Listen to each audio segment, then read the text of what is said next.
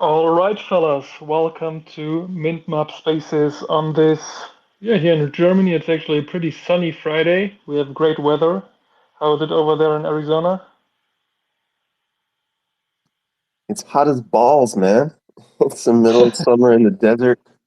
It's been 100 plus degrees pretty much every day. We got a little bit of rain the other day, which is always nice in the desert when you see rain. It's the most beautiful thing. But yeah, it's been good. It's super sunny and probably going to be another 100 and who knows how many degrees today, but it's going to be a warm one. But as you live basically in the desert, what do you consider cold? Like what temperature? It's actually, I mean, I grew up in Georgia and we would get you know, where I was in North Georgia, we'd get, mild snow maybe once or twice a year for, 5 minutes. And it would get to the 20s or down into the teens, which would be below zero for you Celsius speakers. But just for brief moments, you know. And out in Arizona, the weather's actually very similar. It's just that it gets a little bit more extreme in the summertime. So it's very similar latitude, but in the summertime, we get so much more heat. It's ridiculous. So, I mean, cold for me would just be what I think anyone would consider cold. You know, getting down into the 50s, 40s, 30s, that would be cold. Yeah, I totally get that. As I was in Ireland a few weeks ago, I remember that people telling me like, if it's 50 degrees Fahrenheit is like already warm for them, and they feel hot and go out with shirts and everything. And that's why I ask you because I felt like living in the desert, being used to temperatures above 100 is crazy. We don't reach that height here in Europe usually. Yeah, it's kind of strange, right? Because we live in a time period where humans are fucking weak, if I'm being honest. Like people have just been conditioned to be weaker and weaker and weaker year in and year out. And so here, it's gotten pretty funny because, Phoenix area, Arizona area was settled well before there was air conditioning. And, people would come out here and they would basically sleep in homes. And what they would do is they would soak sheets in water and then they would hang those sheets above an open window and sleep near the open window as high up in the house as they could. And that would keep them moderately cool at night. But there was no air conditioning. And these people somehow found a way to live. Now, what we have is we have like city governments who don't want you to go outside if it's 100 degrees, right? They don't want you to go on a hike if it's 100 degrees. They want you to stay inside, keep your dog inside, the whole nine. And every time I see these posts and people sharing these posts, it just reminds me how conditioned people are by the media because obviously people lived in Arizona well before air conditioning in much hotter temperatures. I think the hottest summer we ever had was in 1913 or 1917. So people were living here then, And so when you think about, like Big Brother kind of telling you how to live, a lot of it is just weakness. It's just straight up weakness. It's people being conditioned to think that they're weaker than they are. And it's kind of sad in a lot of ways. And so every time this happens, on all the hiking pages and websites, people strike up conversations about how, it's perfectly fine to hike, and I'm one of those people. I'm like, well, going for a walk in the desert is not a magic experience. People have been walking in the in the desert here in Arizona for the last 2 or 300 years. So let's not pretend we're doing a magical feat by going for a walk in 100-degree weather, right? But can you just like leave the window open overnight? Don't you have problems with like mosquitoes and stuff like that? Now that's the beautiful thing about Arizona is there's almost no insects like that. There's no Yeah, mosquitoes, okay. not enough moisture, right? You Ah, might get yeah, a true. you might get a tarantula crawling into your window or something like that, but you're not going to get any mosquitoes. You actually have like poisonous spiders over there, like things you should keep away from. I mean, there's poisonous um, everything. I think snakes, spiders. There's lots of things that can sting you. scorpions and stuff like that. But I mean, they're few and far between. Every once in a while, you'll find one in your house. But for the most part, it's like anything. Like when you're living in a subdivision or in a neighborhood, you're sort of you have a barrier against basically what's happening out there in the wild. Where we are is we're just across the street from a regional mountain range. So out the front of my door, there's a trailhead that's probably less than 100 yards away, and so we're very close to the desert. We get a lot of animals coming in the desert, whether it's snakes or spiders or whatever. But they're, for the most part, few and far between, and they don't really want to be around people. So you don't really see them a ton. But they are there, and you will see them. And it's kind of funny because it freaks people out when you tell them these types of things live here. But I find a lot of people don't realize that pretty much everywhere you go, that they're surrounded by something poisonous or something that can sting them. They just don't know it, because it's not a common thing, no matter where you live, right? Yeah, definitely, I get that. And you actually just said that, people get weaker. And you also mentioned that, these kind of things usually do not want humans around. So I think people shouldn't be afraid, but they tend to panic all the time. Um, but yeah, good for that. I think we shouldn't be talking too much about animals and everything, as this is obviously people's favorite NFT and crypto podcast. We can maybe jump onto crypto, and I think if you guys hold crypto as I do, and I guess you guys do, you've had a pretty happy week. Um, I think I'm not sure when the little run started, but I think the past week. And actually, I have a little funny story to tell because on what day is today? Today's Friday. So on Wednesday, I actually talked to a friend of mine who somehow knows that I'm kind of involved in crypto, and he had heard that crypto had seen increases again like last week, and he told me like that he thought, oh man, I'm too late to get in again. And I had to explain to him that we are still at the very beginning, especially when it comes to altcoins. They haven't even started yet. And if we assume, and that's what we always do, that the cycles hold, then it doesn't matter at all whether you buy, for example, ADA at 45 cents, 65 or 70. If the cycles repeat, then old all-time highs will be surpassed, which would push ADA, I think, well over $3.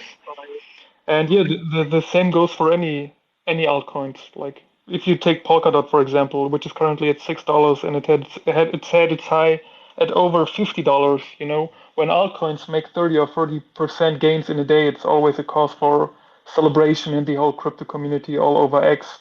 But we must not forget that they recently crashed by 60 to 80%. And if a coin that was like at $1 crashes by 80%, it needs to rise by 500% to get back to its old value. So yeah, the bull run is still a few months away, and the extreme gains will probably, and again, as long as the cycles hold, come over a few months or weeks. But until then, the chances to invest and make good profits are still great. Am I right on that?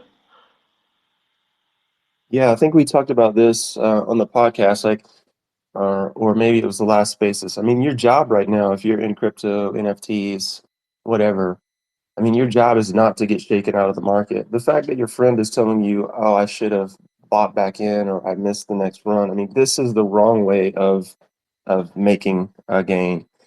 You have to buy based on the story, not on the price action.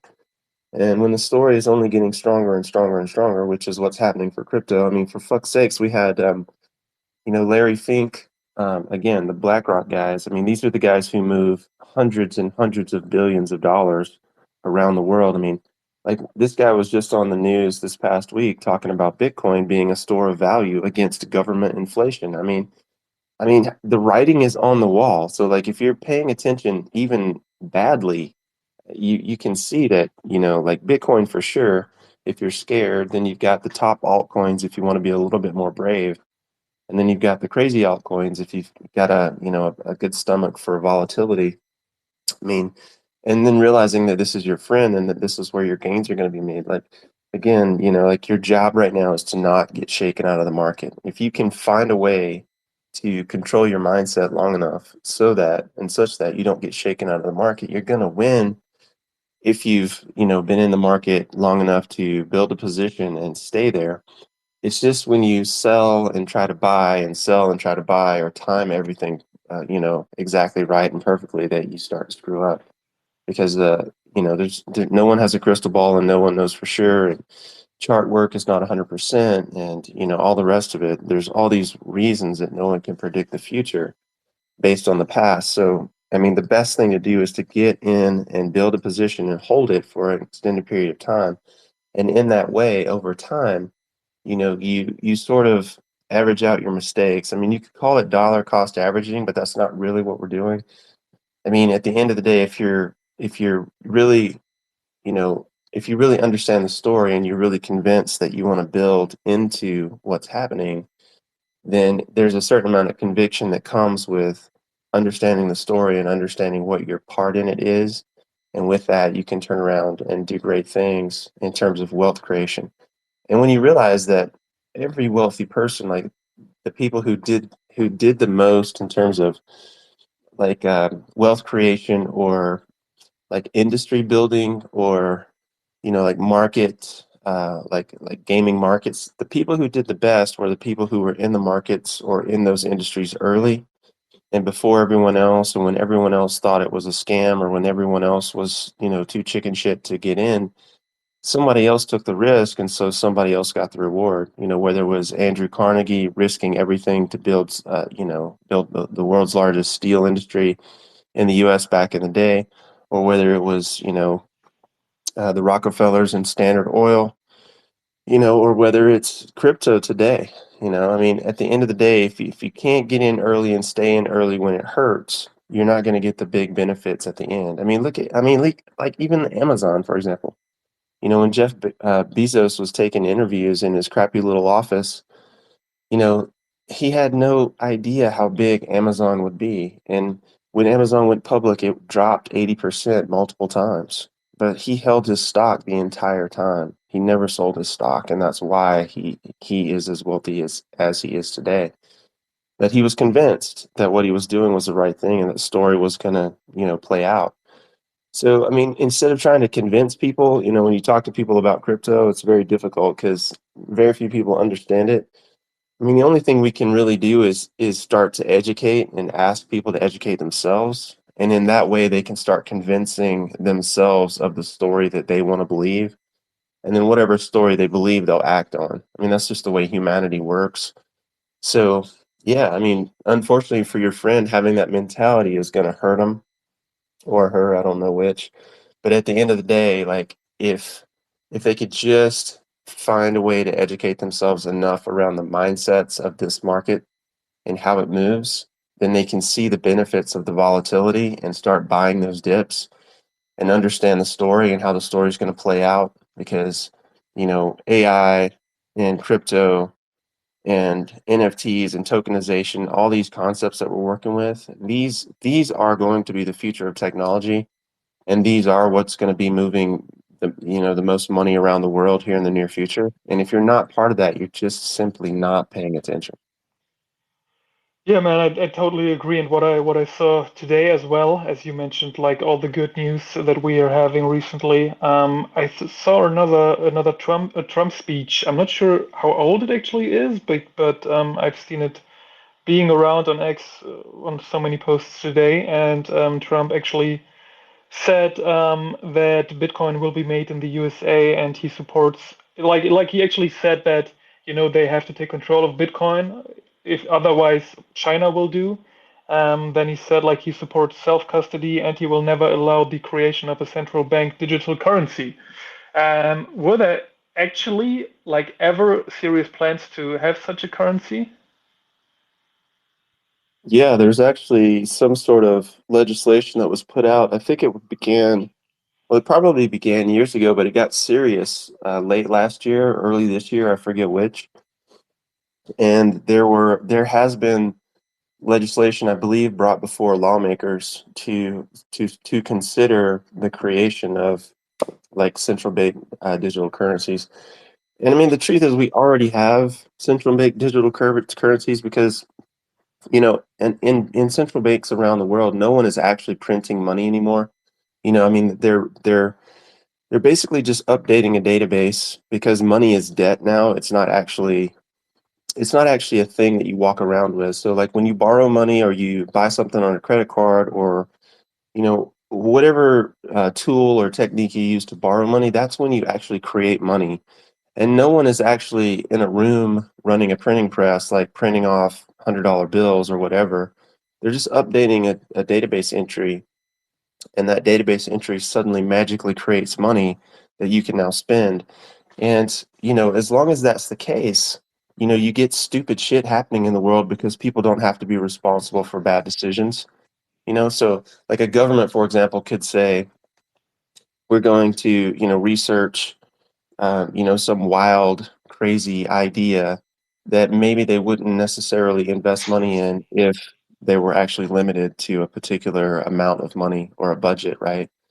And you see a lot of bad ideas put to the forefront when you have people do things like that, where money is just, sort of magically, created from thin air.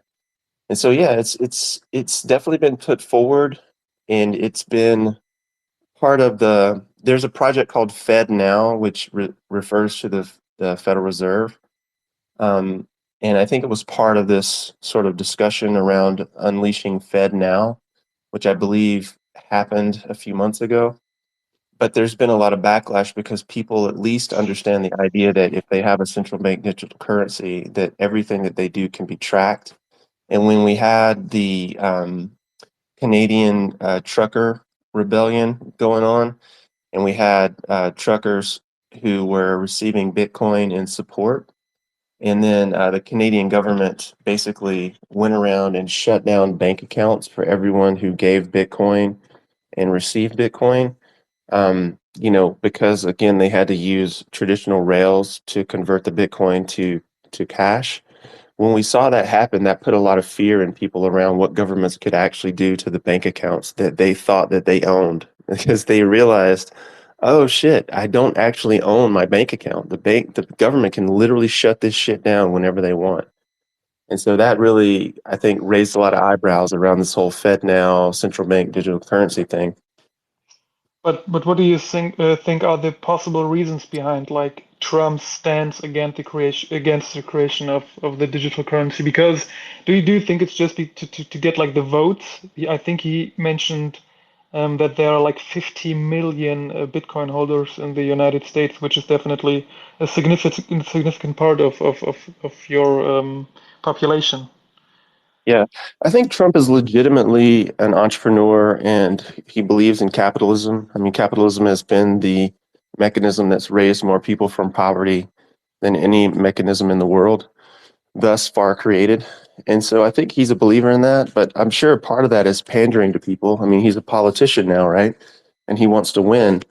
And so one way you do that is you tell people what they want to hear. And so I think it's one way that he's, you know, easily drawing in younger people or people who think in terms of AI and cryptocurrencies being the future.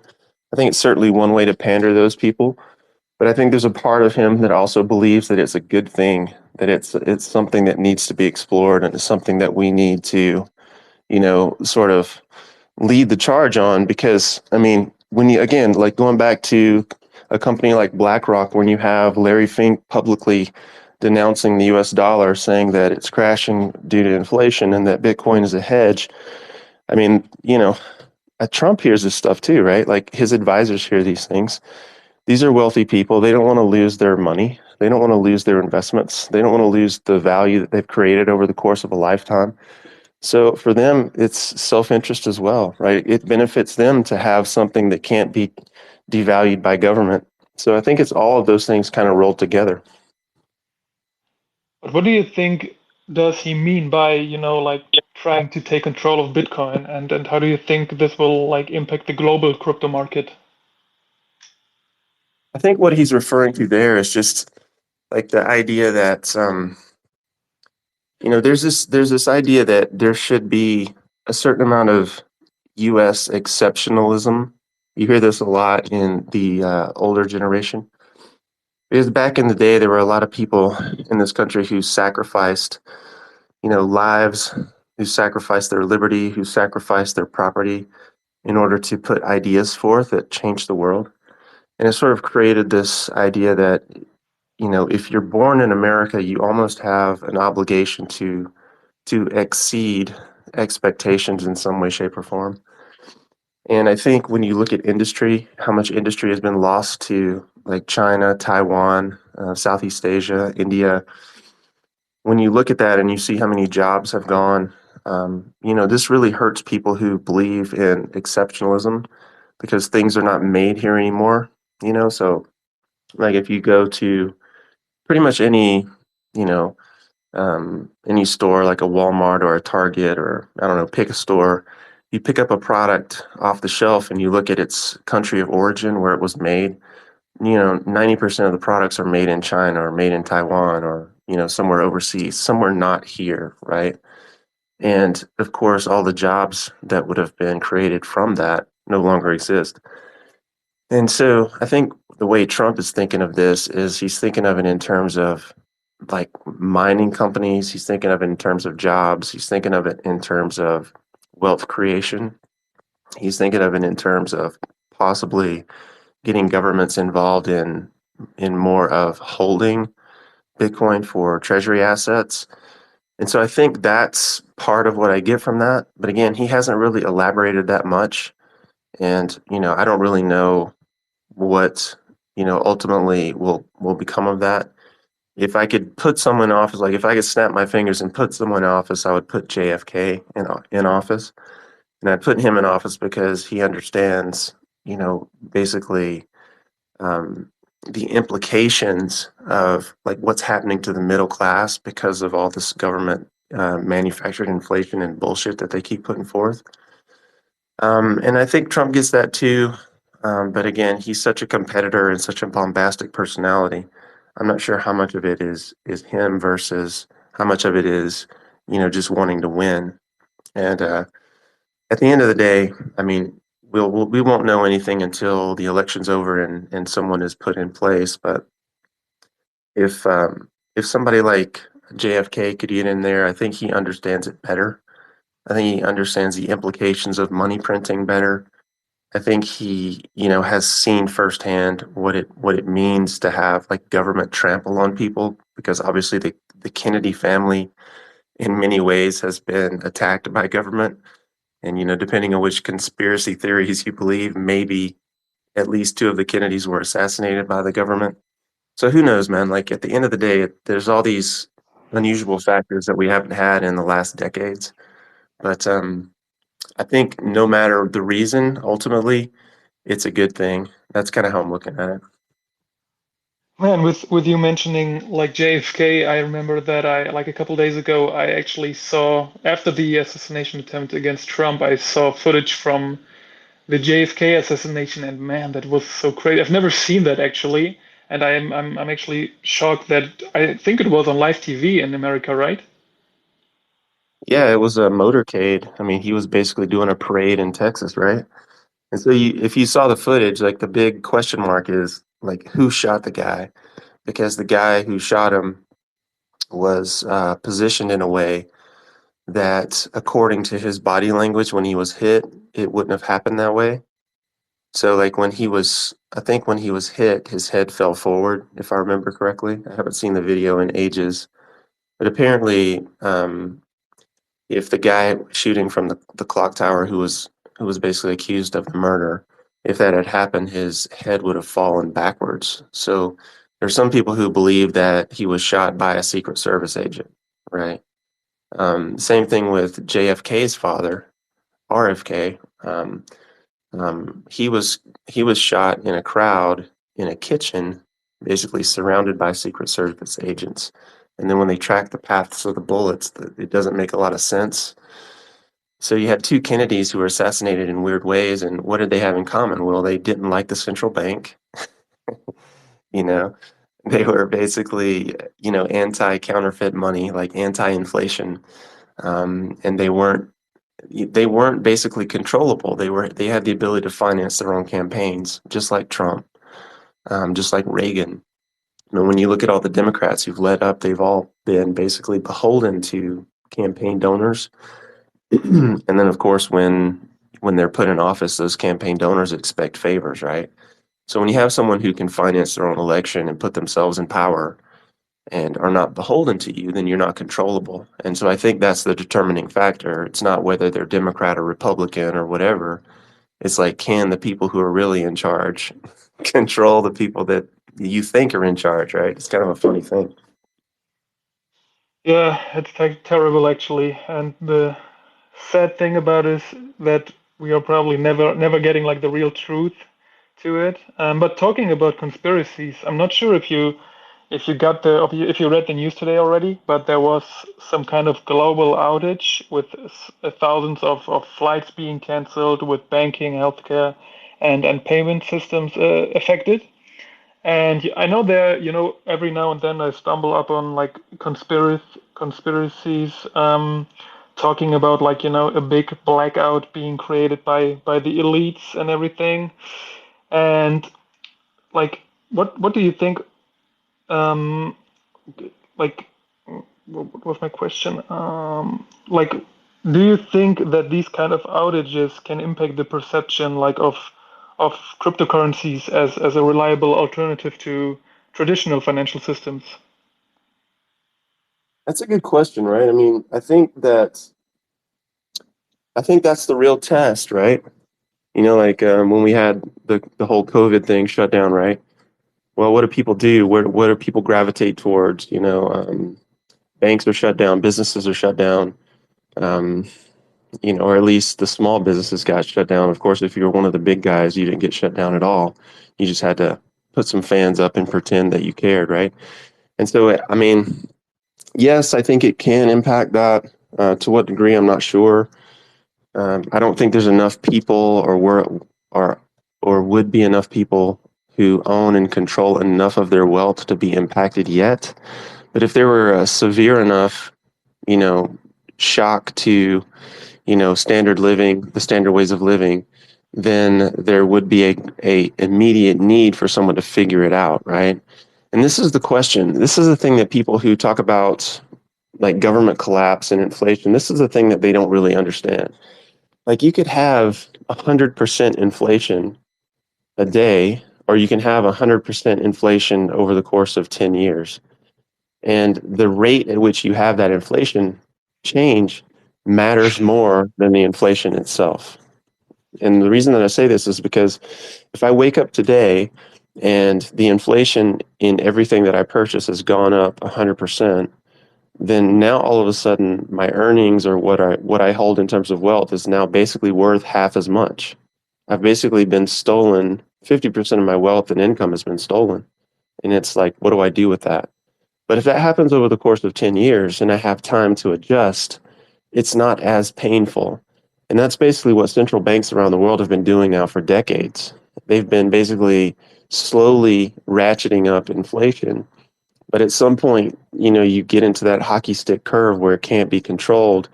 And that's when people get hurt because they can't control the rate any longer. And so the idea that we're getting to that point is really what's scary, not the fact that there is inflation, because there is inflation, right? It's just a question of how fast does it change? How fast do prices change and rise? It's really ridiculous to think about this stuff because, like, I was sort of recovering from doing this reno project over the last couple days. I pulled an all-nighter. I just literally worked all night, and I came home and I was just smoked. And I flipped on the TV while I was resting, and I'm starting to see political commercials. All this kind of thing is ramping up because we have the election. And of course, there's a Biden commercial who talks about evil corporations who just randomly raise prices on the people, right? As if this is the way it works. So rather than owning the fact that, the central bank in cahoots with the government has printed literally $7 trillion in the last 3 years, rather than owning that, they're blaming it on the evil corporations who just randomly raised gas prices and food prices, right? They take no responsibility. And the average person doesn't understand that that's total bullshit, that government is responsible, right? And so these types of political ads still work because people don't understand how money works. And so as long as that's the case, we're in a bad spot because we're still dealing with people who lack the education and are ignorant of the fact that they're being lied to.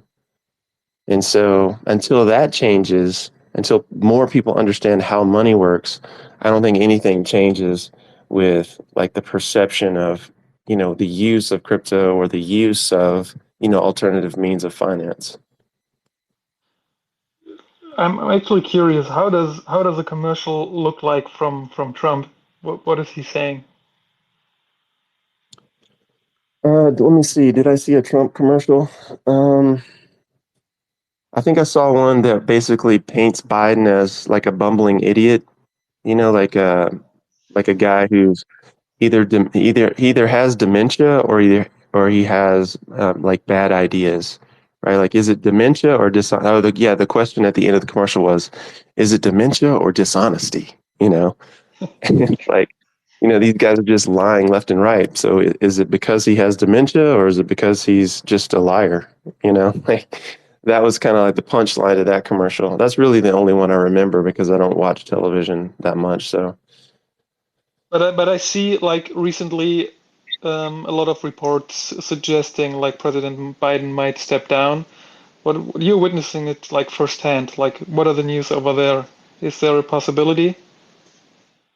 yeah, so I mean, yesterday I basically worked on the NFTs, the Mint Pass NFTs, and getting those created. But my wife and she and I were talking, and she told me that Biden had already basically bowed out of the race. I didn't look up the information on that, so I don't know for sure what she saw or didn't see. But yeah, that's what I heard already. That there's already a replacement. I don't know. Maybe somebody listening, if you guys know, you can point us to the right thing. But we can definitely look that up. Interesting. So it seems like it's sealed already. It seems like there are not many supporters left for him. Yeah, let's see what it's saying. Na, na, na, na.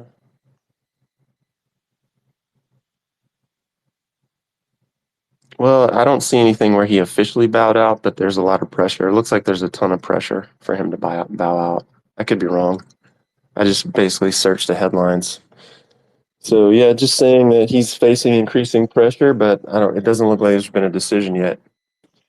Yeah, but the question probably is like, can there be anyone who replaces him being able to, like, surpass Trump in terms of like votes and everything? I think, especially after the assassination attempt, it feels like the sentiment regarding like Trump is definitely very good, and people support him. And with that picture of him like raising his fist and everything, it feels like there are a lot of people who like him. And yeah, I just hope that there is not like a similar situation happening in the future before the vote is actually happening. But yeah, I hope that the security is being increased and everything. Yeah, I mean, it's funny, man. The coverage here is crazy, right? Because there's already conspiracy theories for everything. But like that picture of him raising his fist, that right there embodies sort of the American ideal of the underdog, like prevailing, right? Because if you look at Trump, like the story so far, right? Like is this guy is born in New York to a father who's a builder, and his father did really well, but his father was, not not a, not anywhere near the same level as Trump, right? Or the rest of his family. So like the father helps Trump get started, and now Trump takes over and builds this massive real estate business, becomes a billionaire. And, he's loved by lots of people. He did a lot of great things in New York, from, fixing crumbling structures to, building ice skating rinks to all kinds of different things. And then he gets into media, and then he goes into politics, and all of a sudden everybody hates him. Well, why do they hate him? That's the question, right? Why do you go from loving someone to hating someone? And so really the only answer that makes any sense is that he can't be controlled, right? And so it kind of calls into question presidents before him and after, or before him, to what degree they were controlled. And then you look at the Kennedys, for example, or other politicians who couldn't be controlled and who financed their own campaigns, then you can kind of see the pattern. But people love that story, right? Like this guy builds himself up, he goes into politics, everybody hates him, they sue him, they, talk shit about him, they ban him on Twitter, they do everything that they could possibly do to make sure that, the guy is kind of held back and somehow he prevails, right? So everybody loves that underdog story where everyone's against this one person and this one person prevails. And Americans love this shit. We all do. Like there's a certain amount of programming when you see somebody overcome massive odds, you can't help but feel good about it and support them. So there's definitely that happening. Um, and so I feel like people are gravitating toward the story. But if the roles were reversed, like if it were another person, it could have just as easily swung to that other person's way, right? So it's not really that it's Trump in that position. It's just that Trump has the better story. So if somebody else was holding the better story, Americans would gravitate toward that as well, or people in general would gravitate toward that as well.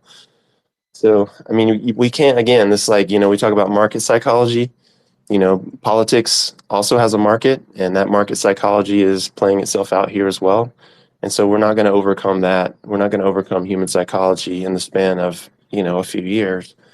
So, I mean, at the end of the day, like that story is powerful, whether the person who the story is attached to is powerful or not. As long as people believe the story is, then the psychology will be to support that person. But do you believe there is a realistic possibility that the election results could simply be manipulated? I think all elections have been manipulated in some way, shape, or form. And the last election was one of those that was really called into question. But there's no proof. Okay, so anything that anyone says about election tampering, there's no proof. So the best we can say is that there's no proof of it. That doesn't mean that it didn't happen, right? So until there's proof, I'm not going to say one way or the other that this happened or didn't happen because there's really no way of knowing, and speculating doesn't make any sense. I'm just looking at how do I best benefit, the people in my circle, the people in my family, the people that I care about, this project, my partners, you, like how do I benefit the people who I'm closest to and do the best that I can for them in this environment, regardless of what happens in the environment, right?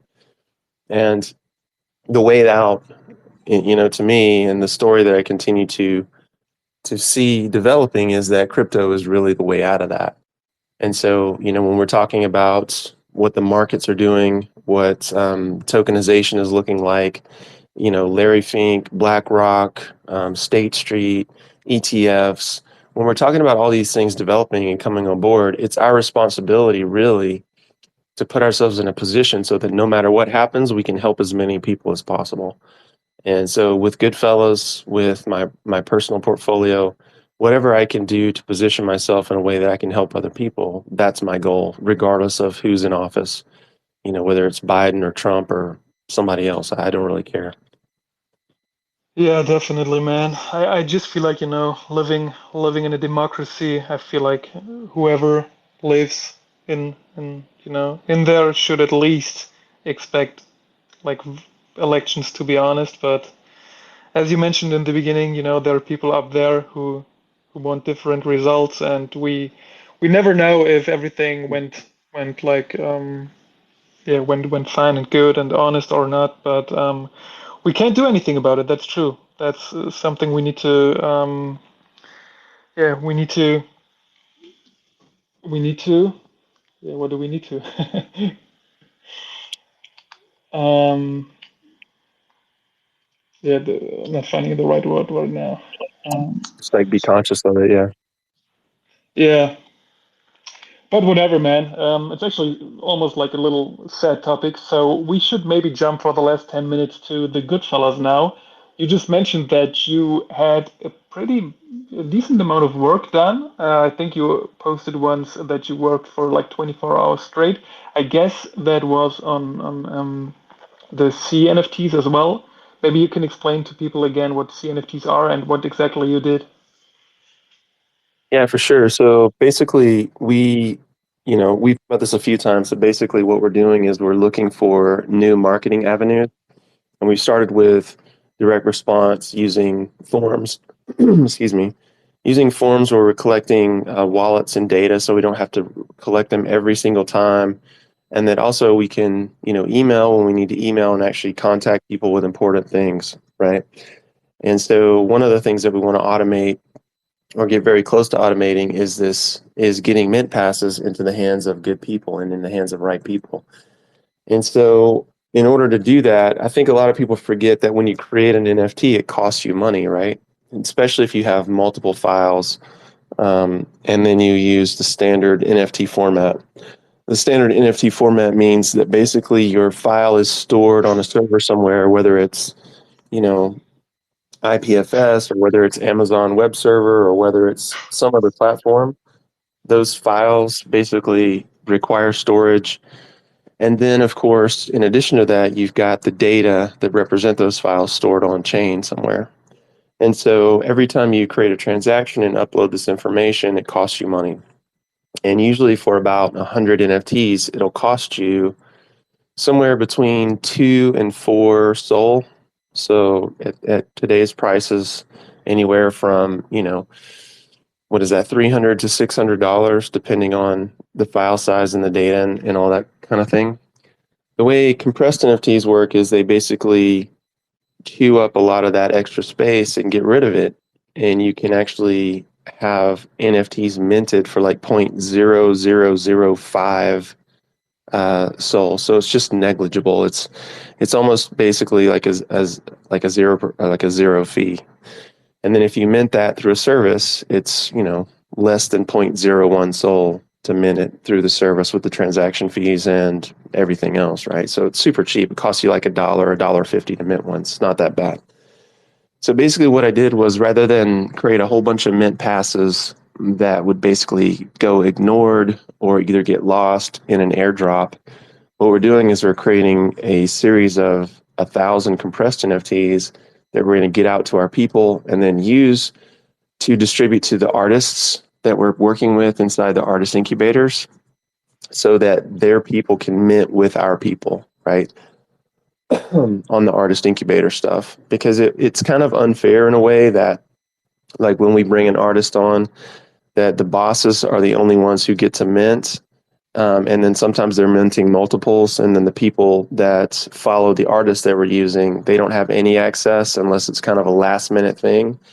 And it creates a lot of work for us too, because then we have to figure out a way to create multiple mint pathways and multiple mint pass NFTs and all this kind of thing. So the idea is to just have one singular mint pass that can go out to good people that could be used for that person to mint with us in the future, whether it's one of our people or an artist's following, whatever the case may be, and then use that singular mint pass to allow the high quality holders, like in our cases, the bosses, in the artist cases, like the people who follow them the closest, like give them the opportunity to mint together and get in on the artist incubator pieces. And so that's basically the idea. The compressed NFTs just help save money and time, and that we're only chewing up a small amount of block space and server space. And it allows us to keep more money in treasury that we can use to develop new technologies with in the future.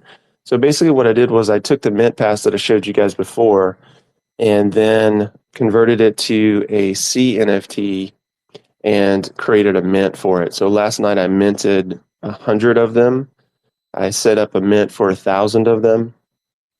And then I will be distributing these to Alex, of course, who can help distribute these to artists, and then, of course, to our people who've already submitted their wallets.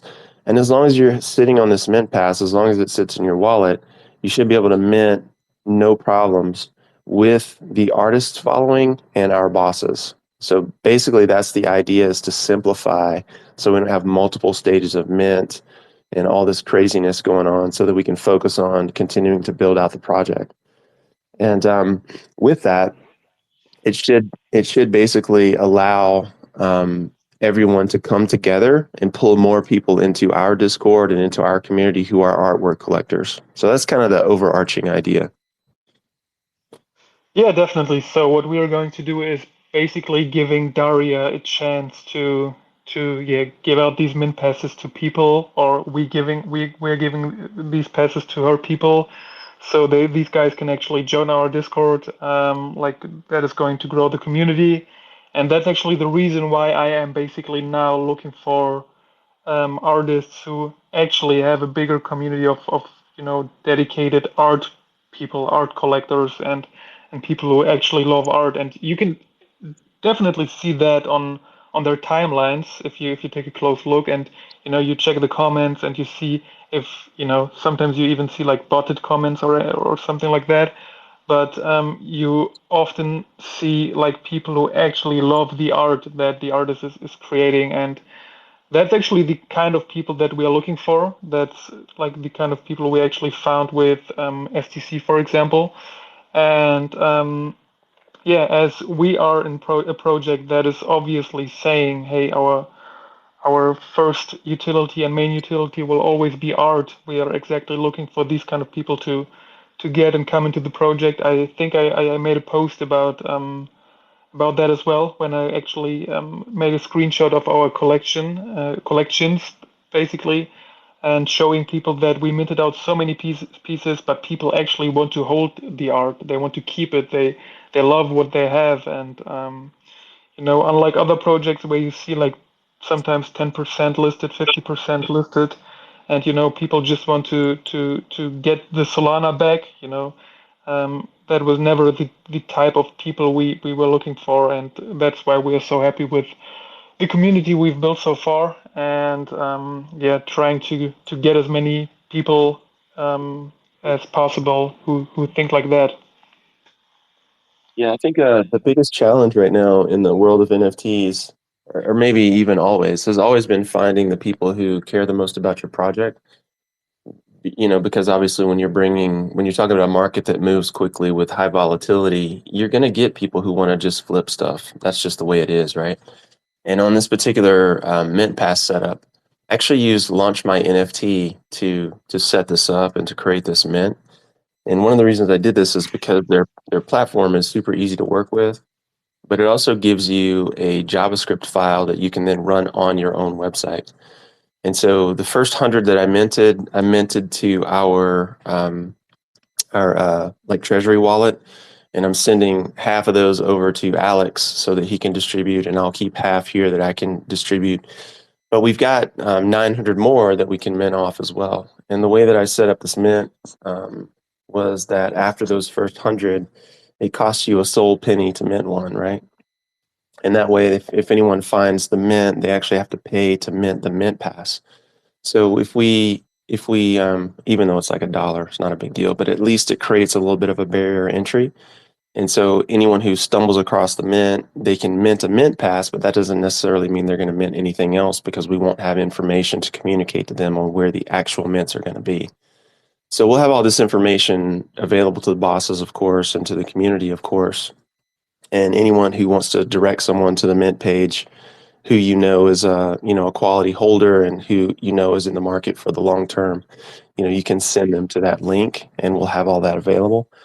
But it's a little bit different from the way things are normally done, and we'll of course get that explained in an announcement and have everything highlighted and listed, as well as linked up. But we can always add to these as well if we burn through these first 1,000. So there's no problems in terms of creating more and having them useful in terms of what we're creating. But I think honestly, if you have 100 people who are simply committed to putting forth, energy and effort into making what they're focused on do well, you can't lose.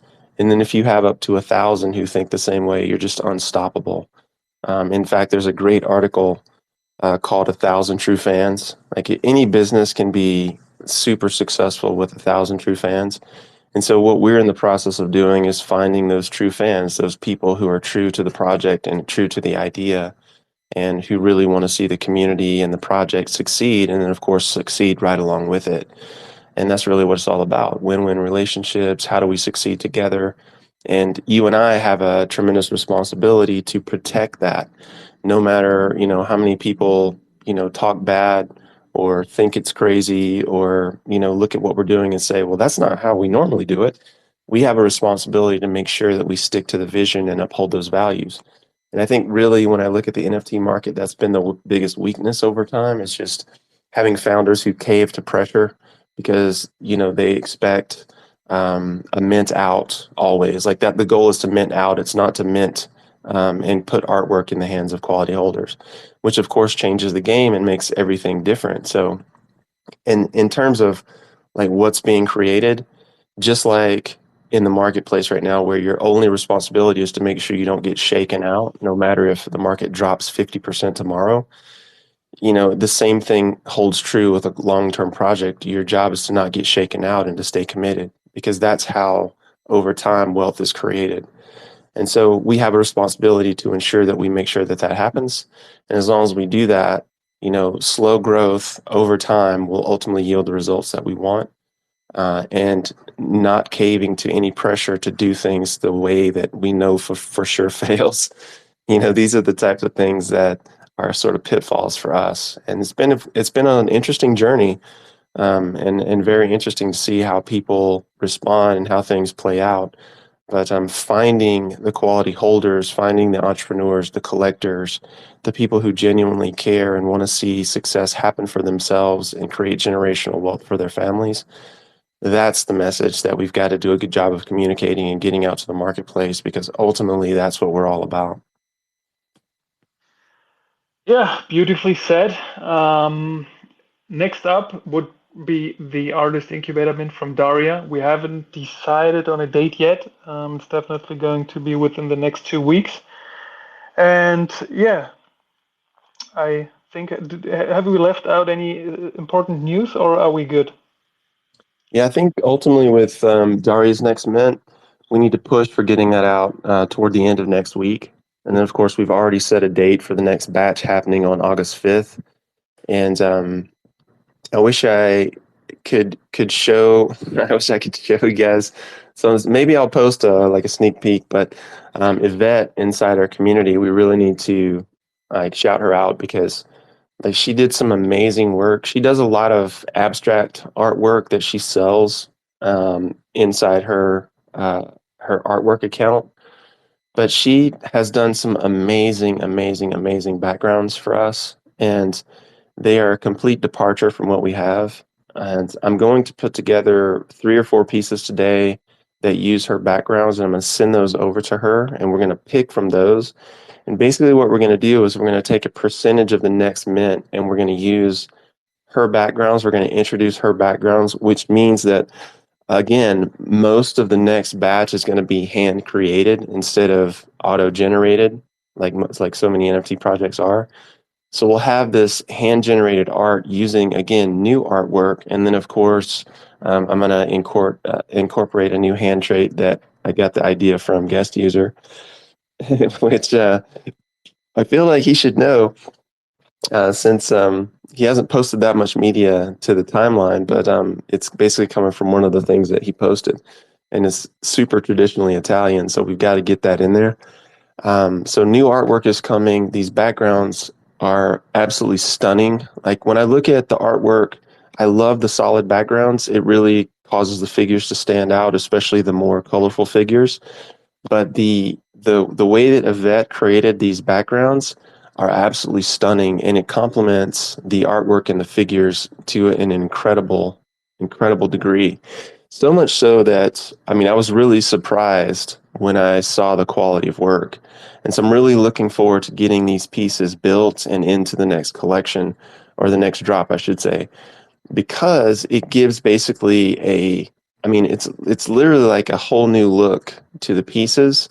And you wouldn't think necessarily that a background could do that. But if you jump on X and you find Yvette's timeline and you look at some of her artwork and you start imagining like some of the abstract artwork behind the figures that we have, you'll kind of see what I mean. And maybe once she sees the pieces that we put together and we agree on a couple, maybe I'll drop a couple sneak peeks. But there'll be at least 10 pieces, maybe up to 20 pieces that hold those new traits. And of course, there'll be a tremendous amount of the collection that's hand built. So I think it's going to be probably one of the best drops so far. Yeah, man, I 100% feel what you just said. And when I saw the samples that you created in our little group, I felt like, like feeling the Goodfellas on a whole new level. The background worked so good with our art, and I'm so hyped to see what is like what you're going to create with the collection and with the next batch. Yeah, looking forward to that. It's going to be crazy, and I think the community will love it. So this should be it for today. Thank you everyone for listening. We'll get some news out for you. Keep an eye out for some news regarding the Artist Incubator Mint. And yeah, looking forward to next week. Thank you everyone for listening, and have a great weekend. Bye bye.